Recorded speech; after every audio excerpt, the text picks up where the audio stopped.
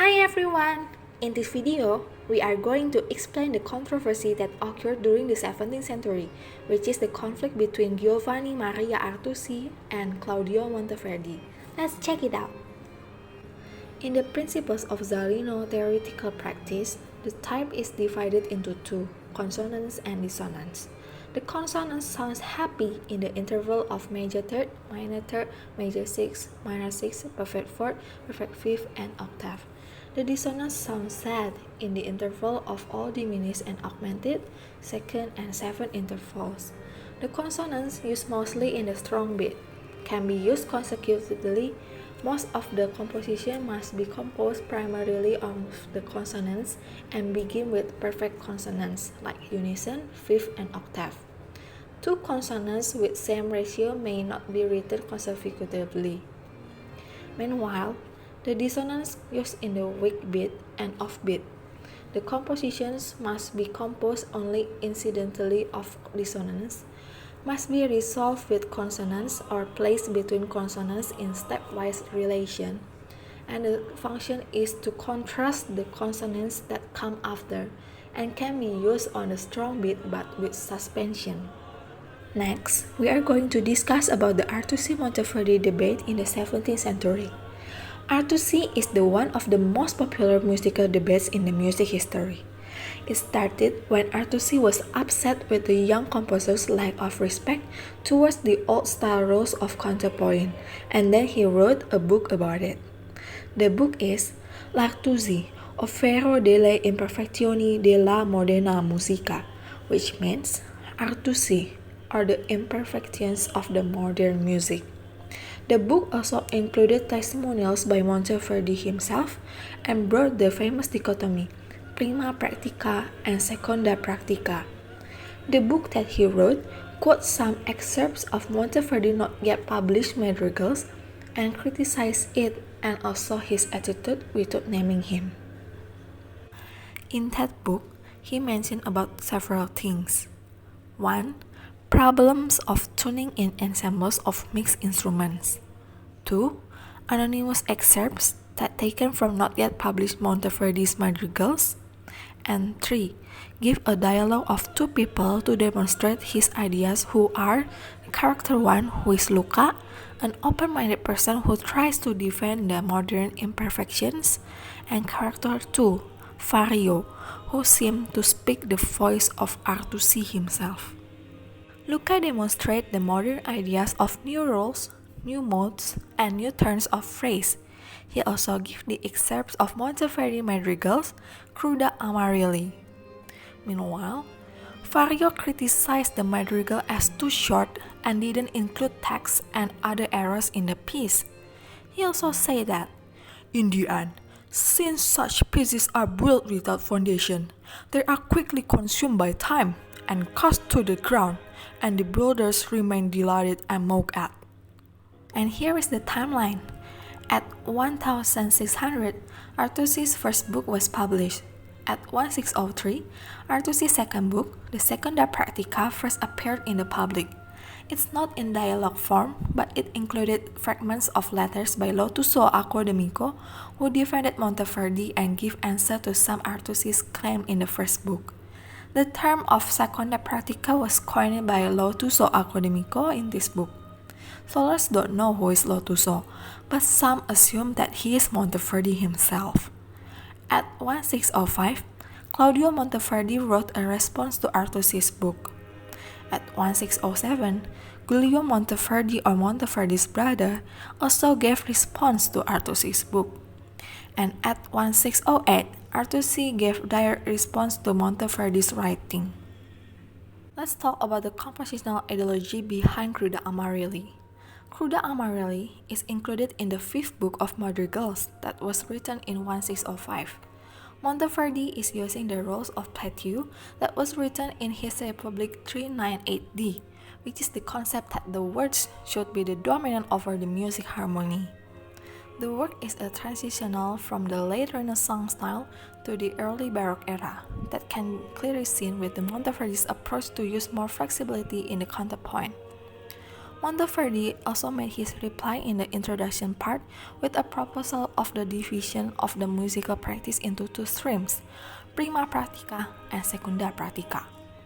Prima pratica is the previous polyphonic ideal of the 16th century, with flowing strict counterpoint rules, prepared dissonance, equality of the voices, and the harmony controls the words. Secunda pratica is the modern Italians. It has freer treatment in the dissonance and chromaticism with an increasing hierarchy of the voices that emphasize in the soprano and bass, and the words should be in the control of the harmonies. This represents a move towards the new style that is called as monody style, and also show the beginning of the conscious functional tonality. Monteverdi also used the word painting.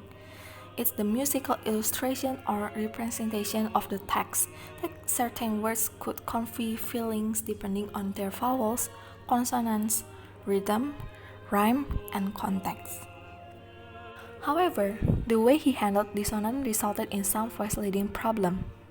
For example, in the measure 2 and 6, the suspension in the canto voice is not resolved and the bass note is skipped down to E, creating a 7 that is unusual harmonic interval. When the suspension in the canto resolved down to C, the bass also moved to B, that create more dissonance, which is a minor 9 and also minor 7 with the alto. In the same measure, he used the passing tone on the strong beat, and he used the two consecutive dissonance between the canto and bass. Move to the measure 12 until 13, there is unprepared 9 and 7, which is the A and F note in the canto voice that become a crucial error from the 16th counterpoint point of view. The F note, which is the dissonant, also approached by a leap and in a minim. His supporter claimed that although there is a rest before the A note, the G note can be found in the quinto and bass, even it's an octave lower.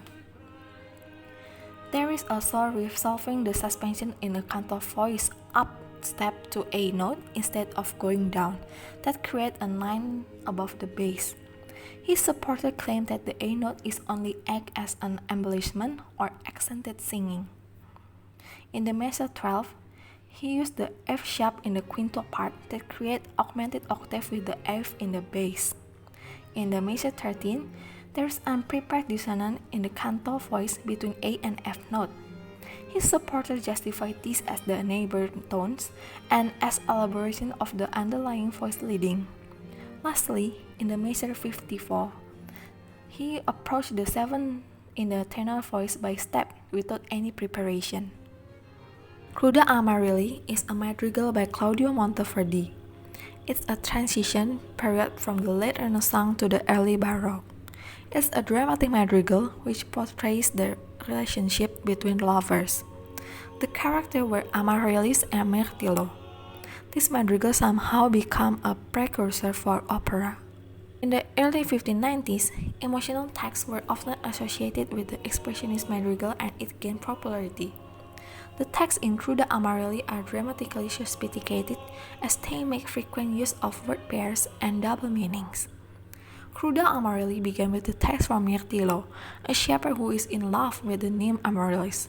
Amaryllis loves him back, but she must reject him because she has promised to Silvio. Mirtillo then relieved that his love is unrequited. His opening monologue then expressed the conflict he feels over loving Amaryllis and the pain of rejection.